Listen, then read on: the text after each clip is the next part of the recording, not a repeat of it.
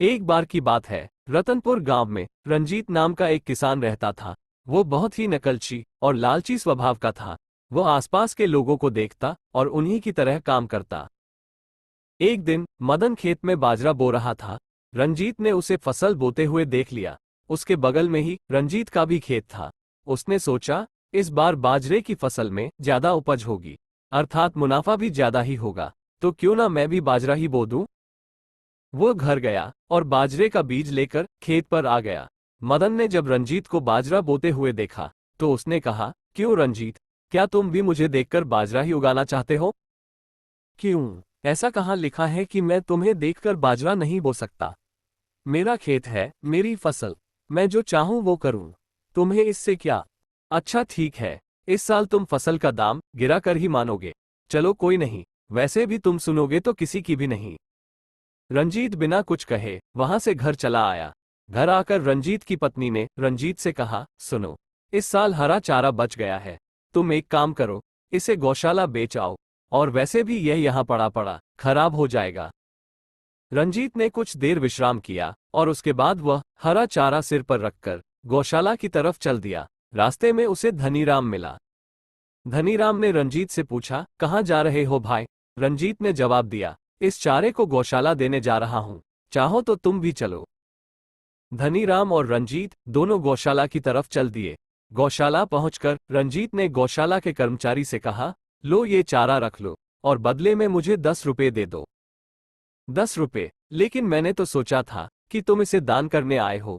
ये सुनकर धनीराम ने कहा, अरे भाई, देखो कितनी शांति है और कितना प्यारा गौशाला है, कोई नहीं, दे दो।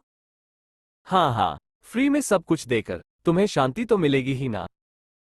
उसके बाद धनीराम और रंजीत गौशाला से थोड़ा आगे बढ़े तो उन्होंने देखा कि मनीचंद गाय के गोबर को एक बाल्टी में भरकर अपने घर ले जा रहा है। ये देखकर रंजीत ने धनीराम से कहा, अरे भाई, ये गोबर का क्या करता होगा? अरे भाई, तुम्हें पता नहीं, मनीचंद इस समय काफी अच्छा पैसा कमा रहा है। वो इस गोबर से उपले और खाद बनाता है और उसे शहर जाकर बेच आता है। बदले में उसे उसके काफी अच्छे दाम मिलते हैं। ये सुनकर रंजीत ने कहा, अच्छा ऐसा है। अगली सुबह रंजीत गौशाला जल्दी गया और सारा गोबर एक बाल्टी में भरकर घर ले आया।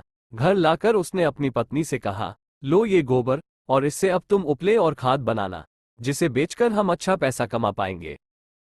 ये सुनकर रंजीत की पत्नी ने कहा, सुनो, मेरे पास वैसे भी घर के बहुत सारे काम रहते हैं, पूरा दिन हो जाता है कामों को करते करते।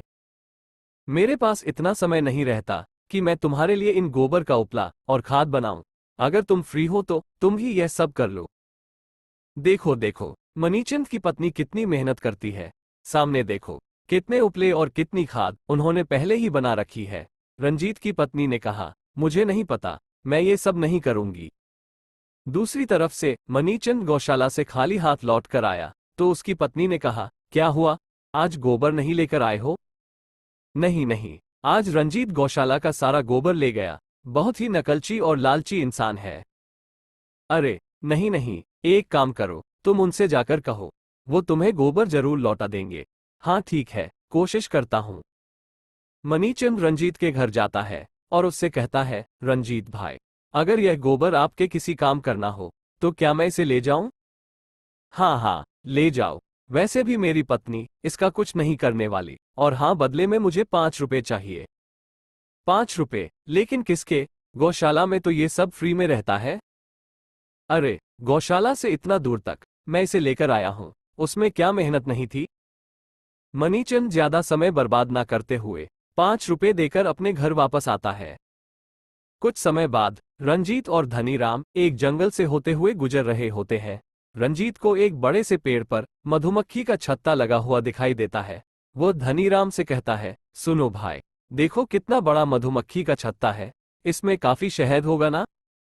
हाँ हाँ, सही कह रहे हो, काफी शहद होगा इसमें, लेकिन तुम ये सब क्यों पूछ रहे हो?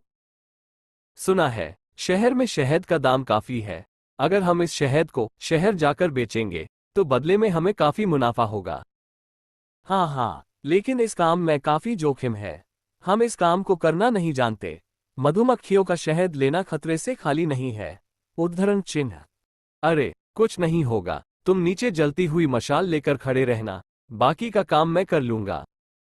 थोड़ी देर बाद धनीराम और रंजीत हाथ में एक बाल्टी, रस्सी और 2 बिना जली मसाले लेकर वापस लौटते हैं।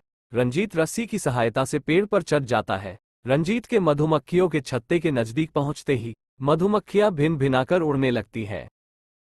रंजीत उन्हें हाथ से भगाने लगता है, लेकिन वह रंजीत को लगातार परेशान करने लगती है।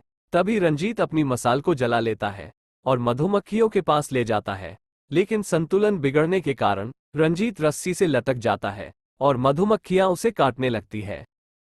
ये सब देख धनीराम डर जाता है और भाग जाता है। कुछ देर बाद रंजीत पेड़ से नीचे गिर जाता है, लेकिन मधुमक्खियां अभी भी उसे परेशान करती हैं। तभी धनीराम कुछ लोगों को लेकर वहां पहुंचता है, जो मधुमक्खियों के शहद को तोड़कर शहर बेचने जाते हैं। उन लोगों ने मशाल को जलाया और फिर मधुमक्खियों को वहां से भगाया। लेकिन इतने में रंजीत पूरी तरह सूज जा चुका था और उसका बदन टमाटर की तरह लाल हो चुका था। वो लोग रंजीत को डांटते हुए कहते हैं, जब तुम्हें ये काम करना नहीं आता तो करते क्यों हो? दूसरों के काम को दूसरों को ही करने दो, ज्यादा लालची मत बना करो। रंजीत दर्द से कराह रहा था। वो लोग मिलकर रंजीत को हॉस्पिटल लेकर गए। धनीराम ने रंजीत से कहा, मैंने तो तुमसे पहले ही कहा था, इस काम में बहुत जोखिम है। अब देखो क्या हाल कर लिया है। अगर मैं उन लोगों को समय पर लेकर नहीं पहुंचता तो मधुमक्खियां तुम्हें और भी काट लेती। दोस्तों, आपको हमारी ये कहानी कैसी लगी हमें कमेंट करके जरूर बताएं। और हाँ, चैनल को लाइक, शेयर और सब्सक्राइब करना ना भूलें।